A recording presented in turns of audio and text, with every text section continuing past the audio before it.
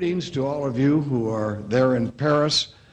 I want to send you the message that we are aware of the struggle in Iran for freedom and democracy, and you are not alone. There are people all over the world, and one right here in this congressional office, who is standing in solidarity with you today. The peace of the world is at stake, as well as the freedom of the people of Iran. We will not have a peaceful world as long as the mullah regime controls that country with an iron fist, stamping out those individuals who would create a better world and a more peaceful region. No, what we need to do today is to stand together, both Muslims and Christians and others, who believe that the people of Iran should not be standing alone. So I want to thank you for what you're doing. The issue perhaps that should have our most attention today, of course, is the tragedy of what's happened at Camp Ashraf. Recently I visited Iraq, and it was arrogance to the point that even a congressional delegation led by myself, who as the chairman of an investigative subcommittee of the United States Congress, was denied access to Camp Ashraf. This should send a message to my government that something is really wrong when we can't even have access to talk to the people of Camp Ashraf. We know now that there was an atrocity committed against these people. We know now that there was a massacre that resulted in the death of at least 35 members of the camp and the wounding of hundreds of others. This cannot be ignored and cannot be forgotten.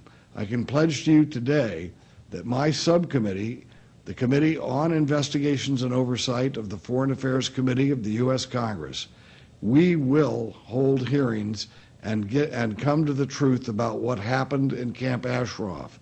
This massacre was not just a crime against those individuals, which is bad enough. This is a crime against humanity when unarmed civilians are mowed down by military, by an armed military. People who had no threat to a military operation were murdered and as part of a systematic killing. This cannot be ignored and will not be ignored. I met with Prime Minister Maliki while I was in Iraq, and I told him directly that we would be holding hearings and that the truth would be disclosed as to the massacre of these people, and that the massacre of civilians at Camp Ashraf was indeed a crime.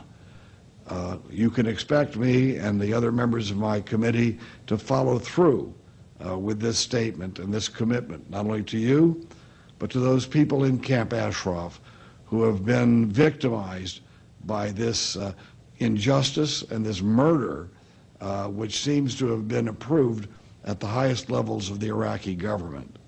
So today, I join you in a commitment to bringing democracy to Iran.